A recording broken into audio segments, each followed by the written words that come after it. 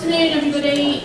My name is Katie. I'm doing the green dairy stint for this afternoon. I'm going to talk about my experiences as a dairy farmer, working with Farm Carbon and the Farm Net Zero project, and also we've got two far more qualified dairy farmers than me, to give us a little bit of an insight into what they've been doing. So, green dairy blueprint. Sustainability. What does it mean to be sustainable and efficient in dairy farming? So sustainability in agriculture fundamentally means producing food and fibre in a way that meets the needs of the present without compromising the ability of future generations. It means different things to different people, doesn't it? Sustainable dairy farming is not all about being environmentally friendly, but it also means profitability as well. We all have a business to run, as much as it's lovely to be, blue-eyed and fluffy-tailed about it all, we still all need to be able to make a living and pay our bills at the end of the day. So adopting eco-friendly practices, we can reduce our carbon footprint, we can cut costs, we can become efficient, and we can create a product that nothing else can match. Milk is incredibly nutritiously dense product that there's nothing else out there that can offer the same sort of nutritional benefits that milk can. So I'm a dairy farmer's daughter, and I grew up on a tenancy farm up near Loo. And when I was, a bit of backstory, got married, had children and stuff, and decided that I wanted to go farming. I wasn't eligible to take on my parents' farm due to tenancy. I'm not a man, as you can see, I'm very much female. So I had to go and carve my own way in the world of agriculture, and I just thought, we went and applied for a few farms, and then the Cornwall County Council options came along, and in January 2018 we managed to apply for a tenancy farm at the Trenance near Saltash. So we took on Trenance farm in January 2018. It was 134 acres. It always been dairy as part of the Cornwall Council farming network. It had to stay as a dairy farm, so it lent itself to milk cows there. Loads of green grass. It's quite an old farm, but it was fine. We can manage with that. I never went into that farm to become sustainable or efficient or any of the above things. I went in there to become a dairy farmer and milk cows because that's what I love to do. But when we took that farm on, I realised that job was going to be a lot harder than I thought because the farm was knackered. Nobody put any love, trust or thought into how that farm produced grass, to produce milk, to produce a product to send out the road. It had been pillaged. Everything had been taken out of that farm and nothing had returned into it. So yes, I had green grass, but there was no nutritional value in that grass whatsoever for the cows to produce any milk on. So I was like, oh crap, this is going to be a long journey. I've got a 12-year tenancy, and if my cows carry on like they are now, I'm not going to get to the end of the first 2 years. That's where Farm Carbon came along. I was like, I need to have some kind of baseline to show how disastrous this really is. So when I get to the end of my tenancy, I can turn to the council and say, look how amazing I am, look what a brilliant job I've done. Or turn around and say, this hasn't worked because of X, Y, and Z. So that's how I came across Farm Carbon. From a purely selfish point of view, it was to cover my own backside as a dairy farmer to make sure that I wasn't being penalised when I came out at the other end. Along with doing that, I got involved with Benneman's, and I desperately needed a slurry lagoon because my slurry was disappearing down into the village of Tyford and upsetting people's tummies along the way. So I needed a slurry lagoon. Benneman at the time were offering a system where you could cover your slurry lagoon and harvest the methane that was in there. So yeah, whatever. Sounds great. Free pit for me, happy days, it's not really going to get anywhere. But we'll just go along for the ride, it'll be fun. And that teamed up with Farm Carbon. It's just, I can still milk cows, it's going to have an easy life, it's going to be brilliant. My eyes were incredibly opened to how circular dairy farming is and can be. When we put that lagoon in, we were then only milking about sort of 40 or 50 cows. We weren't milking very much, we were a really small system. And they weren't confident that it was going to work. So they came out onto my farm and we stood on the edge of my slurry lagoon and we watched the methane disappearing into the atmosphere. I don't know if any of you ever stood at the side of a slurry pit and watched shit. Fascinating. Absolutely fascinating. The amount of methane that is disappearing into our atmosphere is incredible. So my cows are purely fed grass and a bit of concentrate that comes in on a lorry. Nothing fancy in there at all. It's a completely natural thing that was happening in front of me. And I was like, oh, we're going to harness that and we're going to turn it into fuel. And Benjamin was like, yeah, we can take that methane that's being released into the atmosphere, can harness it, utilise it, and turn it into a gradable fuel that you can then run a tractor on. So we said, right, well, do you think you can do it? You crack right on. So they did. This is a picture of a slurry lagoon that's uncovered, and we had specialist technology on there to prove, basically, that methane was being released from slurry, because a lot of officials didn't think it was a thing. They didn't realise. They just assumed the cow went about its daily business, bathing and farting, releasing methane. They didn't really give the slurry lagoon credit for what it was doing. So you can see on here the lagoon and all the arrows pointing in. All the infrared spots are methane being released from that lagoon. And it's incredible, isn't it? The amount of methane that is released. They've quantified that now into real-time data. So you can see, again, like thermal heat imaging, giving you the data to show the methane coming off it. And it was really interesting. So it says on there, it was releasing, so this is for a housed herd. So it wasn't my farm, like 2 years before my farm got quantified, but we'll see mine in a minute. So it was roughly 10.7 kilos per hour, which equates to 90,000 kilos per year. And that proved the IPC theory that 290 kilos per cow per year is a thing. Like, that is how much methane a cow can release just from being a cow. It's not doing anything scientific, it's not doing anything fancy, it's not doing anything natural. It's just being a ruminant, eating grass, burping it. And again, yeah, it's in line with what the emissions from the IPC showed. So that's just giving the same information. And then, so here's my farm on the left. So we had to obviously put in a new lagoon, because I had nothing, so all my slurry was disappearing into typhus. So we covered the old lagoon in and put in a new one. And this shows you on here, the old pit, which we use as a holding tank to take digestate out to then spread onto the fields. And then it shows where all the methane is coming off. And it shows the cows as well. So there's heat images to show where the cows were. And it was incredible. Within 2 hours of the cows coming in from the field, they were milked, they went into the cubicles, into the feed base. Within 2 hours, there was methane everywhere. You could literally follow them around by their little spots.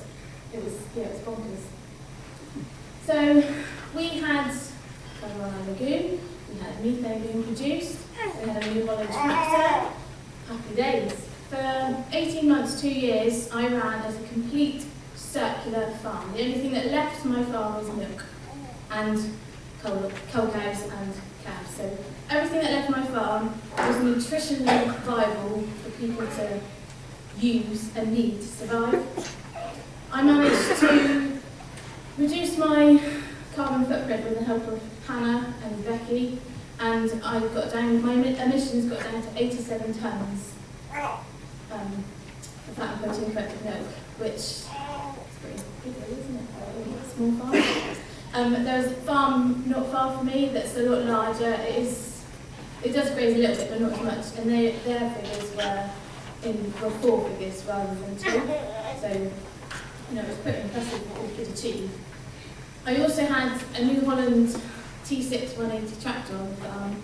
I ran that for 12 months, much to my husband's disgust. He had a green tractor, and he loved his green tractor very, very much. And I managed to convince him to get rid of it because the green tractor was parked up and the blue tractor did all the work.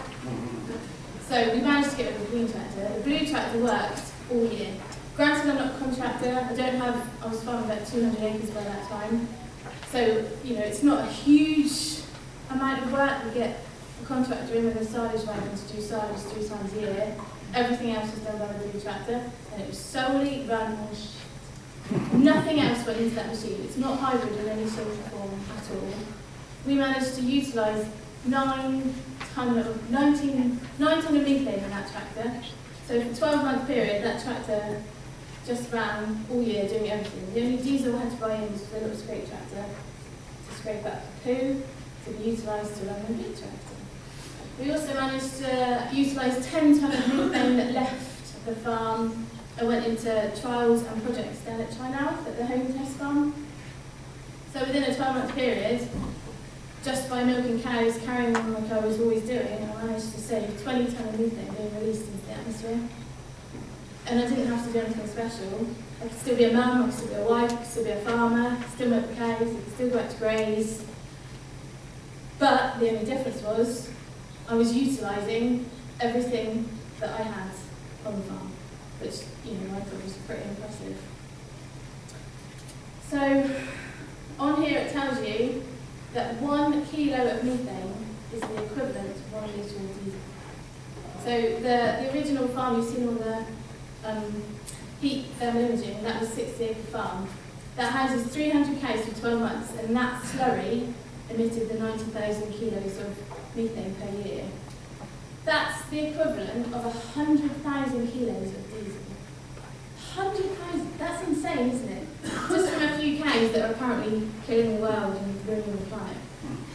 It's 100 IBCs of energy, which, it does beg the belief, doesn't it? We do not give those cows enough credit for what they can give us in return, just by being a cow and a ruminant.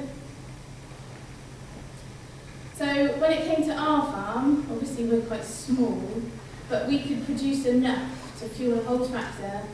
We managed to reduce our fertiliser input by over 50% because the digestate that came out of the slurry lagoon, the lagoon at the bottom, was obviously anaerobic, so the bacteria in there were doing their thing, which meant that when the slurry came out, it went onto the field. We used a trailing shoe to put it out. We could put slurry out on the field, see a huge uptake in grass and graze it within 2 weeks. The need for fertiliser just wasn't there. The P&K value of the slurry was huge, wasn't it? It was just, we were sampling it as it was coming out as digestate, and it gave us everything we needed to be a profitable dairy farm. And then we managed to displace 536 tonnes of CO2 per year. So for 2 years I lived in this incredible bubble of being a sustainable dairy farmer, not having to change anything. Cows didn't have to change. As far as we're concerned, everything ticked along tickety-boo. Until the environment agency got involved. So they've been involved the whole way through, and it was all lovely and brilliant, and everything went really well. And then they were, because we were a test farm, they were struggling to quantify us and give us a set of rules and regulations and stuff. So they then decided we needed to become the same as an AD plant, which meant that we had to disband our pit because we need to have a double cover rather than a singular cover on it. So now we're in the process of trying to get funding to help double skin the pits and push it forward. Because without some form of funding to get this to take off, we're on a limited resource, aren't we? We can only do what we can do with what we've got. And we need government and the EA to see how incredible we are as farmers and what an amazing job we do in keeping the nation fed. So yeah, at the moment we're trying to do a lot of work to get the Environment Agency on board and get some funding to get this moving. But yeah, that's my journey in farm carbon so far. I think I'm running out of time, aren't I? I'm running out of time. So I will now hand it over to Jack, who's going to do a bit more talking about shade.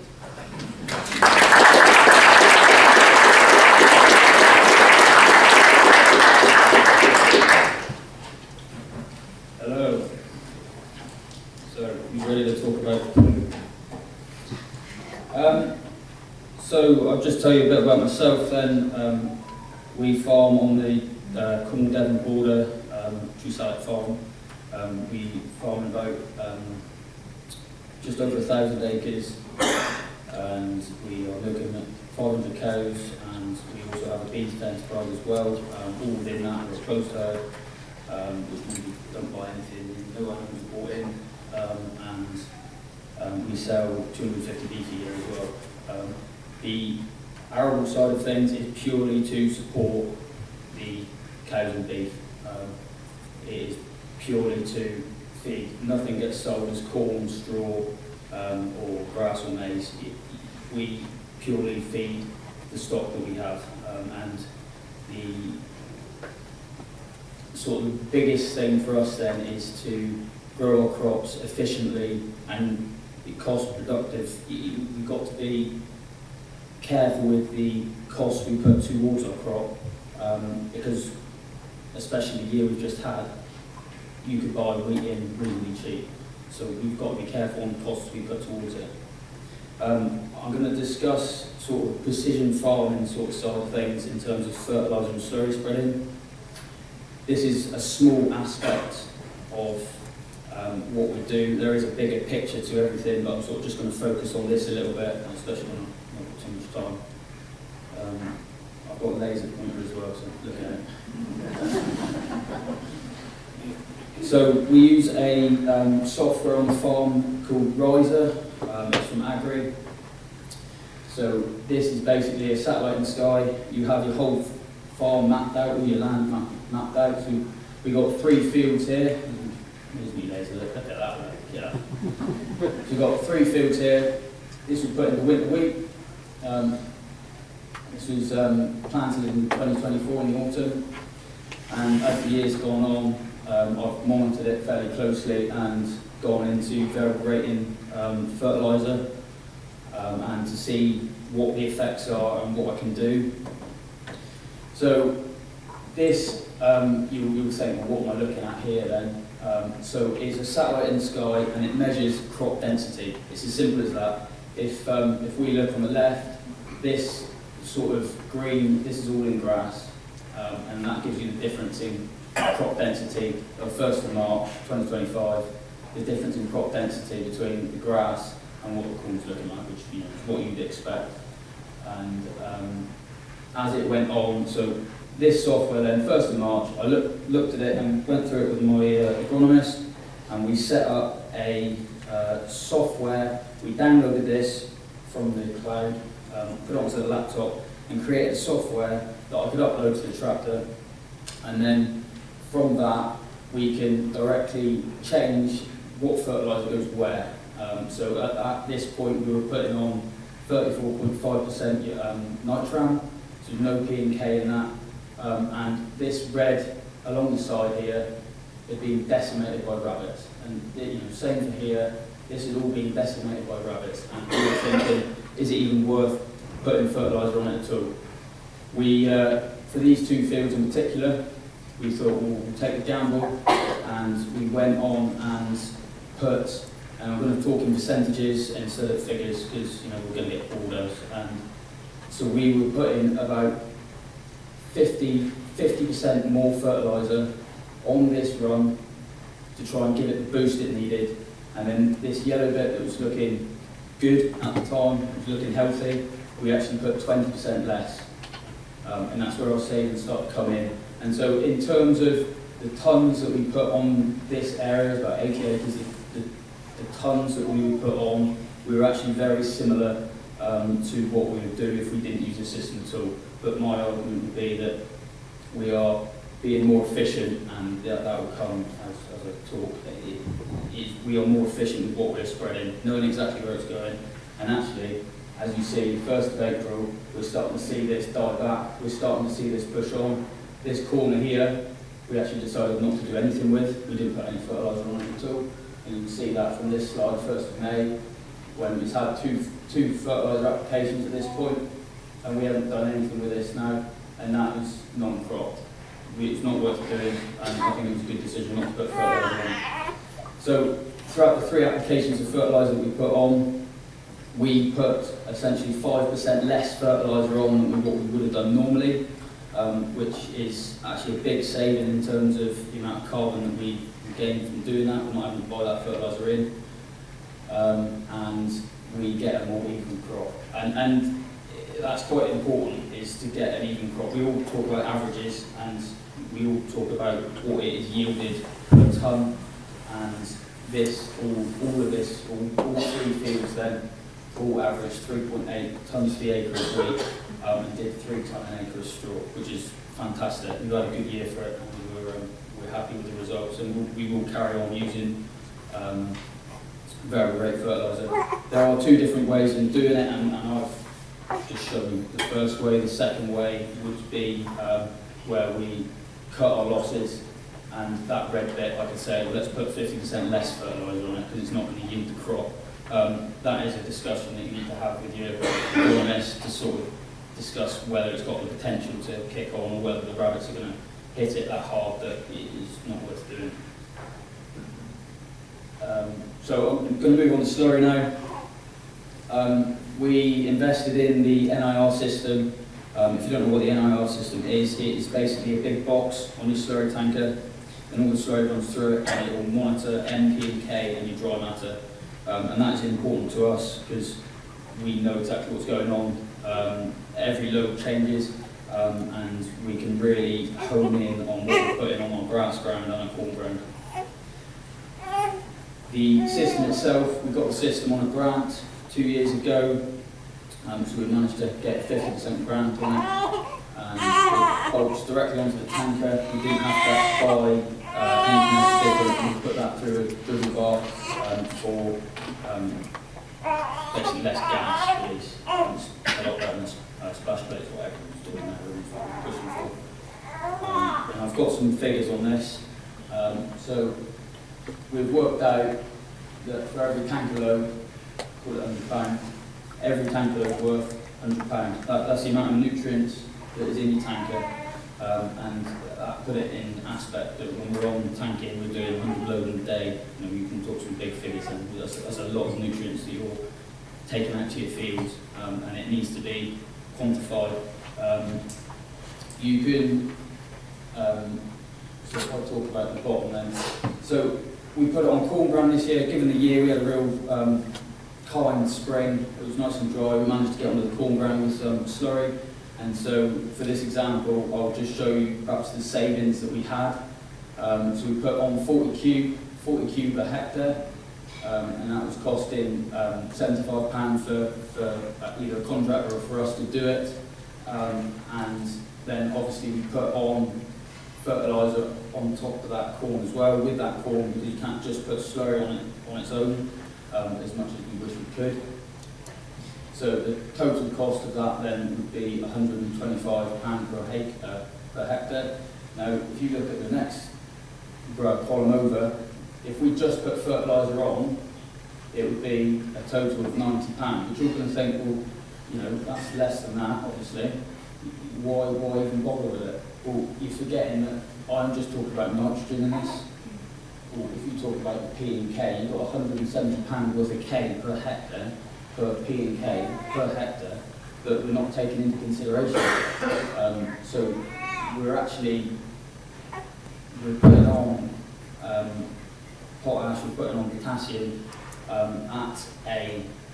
you're not having to buy that in, and it is a benefit to us greatly. The crop needs that, and as I say, we're putting on 47 kilos a hectare of P and 140 kilos of K as well, all within the same cost of what it would cost us to buy fertiliser in. So there is a cost saving there. Yes, it does depend on the weather. There is a lot of different variables. There's a lot of things you could argue against, but one of the questions would be, this is a £400 a tonne for fertiliser. If fertiliser is £200 a tonne, is this worth doing? Because you could argue that ends then worth £20 instead of 40. My argument back would be, yes, that's a valid point. What are you going to do with the slurry anyway?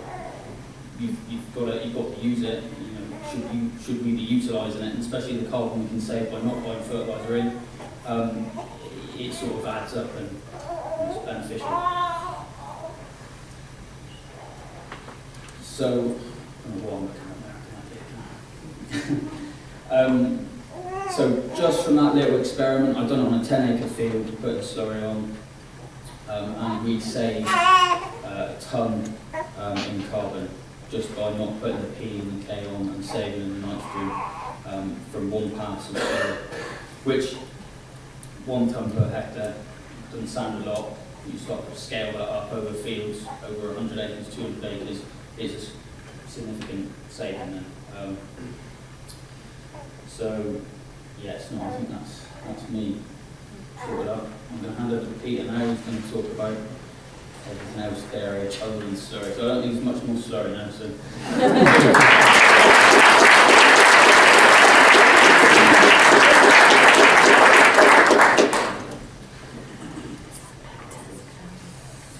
Hi there, I'm Peter Cox. My wife and I farm South East Cornwall, very close to Jack actually. We're predominantly dairy, growing all of our forage requirements of grass, maize, and also lucerne, red clover. Our 160 cows produce in excess of 12,000 litres a year, producing over 950 kilos of combined fat and protein solids. We sell our milk to Twin Dairy, Cornish Dairy, and they've got good interest along ourselves with Farm Net Zero and some regenerative farming practices. One of them which is looking at the change in soil carbon, which is related to the organic matter. We use terraforming to sample the whole farm with some interesting results even in year one. And you can see here the whole farm, interesting at the 0 to 30 centimetres. There was very little difference in soil carbon on the grazed and permanent pastures, but there was a significant increase in soil carbon, whereas temperature pasture compared to the 3 years of maize. So we've still got more opportunities to increase carbon on the farm through rotational grazing. Some of the other practices that we've adopted on farm is something we've changed over the last few years, is keeping live plants roots in all of our maize fields. Don't know why I haven't done this for many years before, but it's worked really well. Great for efficiency and for soil health. We've tended to drill directly after harvest rather than into row drilling, just because we've got better results. Tends to be, as you can see here, west of old, tying ryegrass mixes, drilled straight into the stubble, and then you can see even within a month, picture on the right, how much colour there is, which is great for obviously soil retaining nutrients. And it also gives us an early silage cut in the spring of the grazing. And then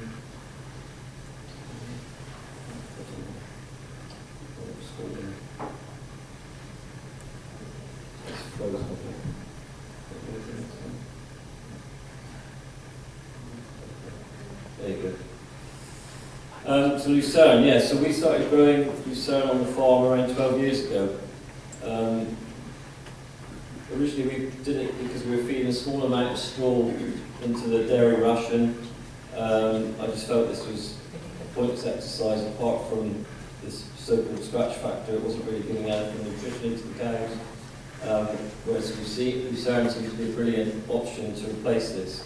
It had the benefit of the scratch factor. It also brought in the protein element and a low level of biotin. Growing it was a big learning curve.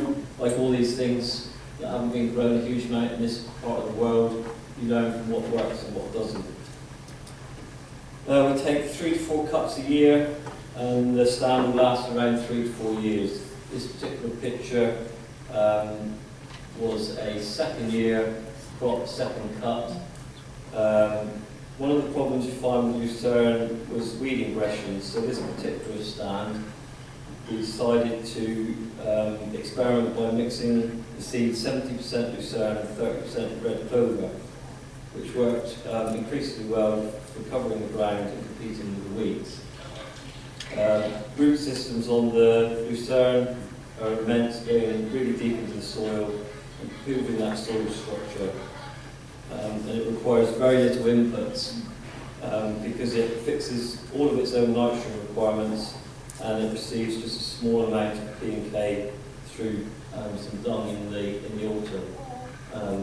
But it's just a great crop, and I think if we had a larger acreage, we would grow more of it and increase the inclusion in the diet, and hopefully then reduce some of the protein requirements.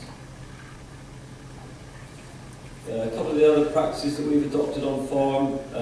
4 years ago we purchased an Airworks aerator, which is basically, you can see a small part on the left hand side.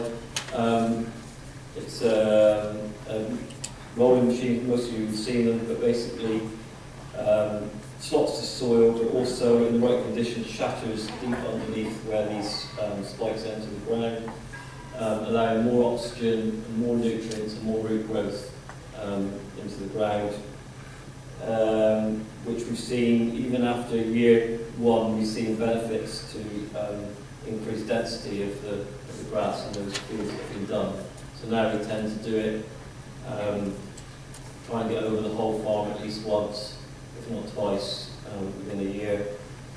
And then shortly after we started applying our slurry through a dribble bar system, which works extremely well with the aerator, because we tend to go in once the ground's been aerated, and then the slurry can go in and is allowing the nutrients to get directly where it's needed, giving much quicker regrowths.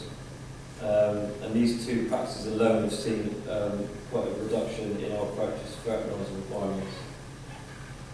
And then finally, brings us on to carbon footprints.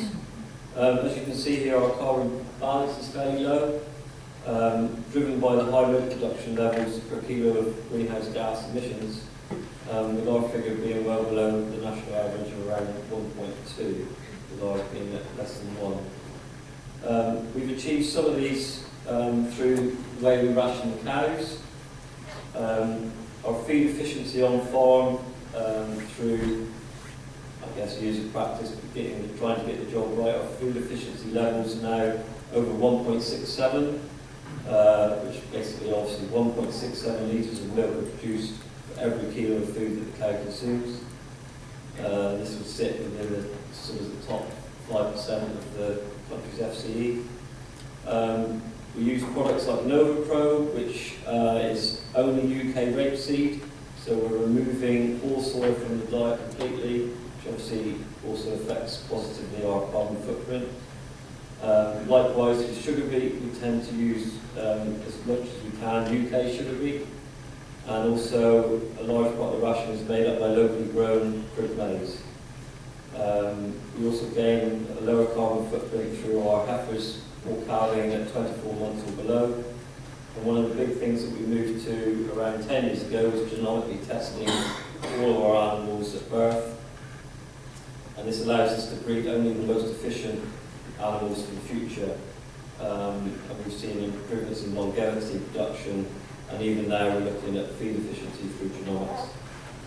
And then finally, we also installed around 45 kilowatts of solar on shed roofs, which has worked extremely well. We milk our cows through 3 Delaval robots that were, 2 of them were installed over 15 years ago.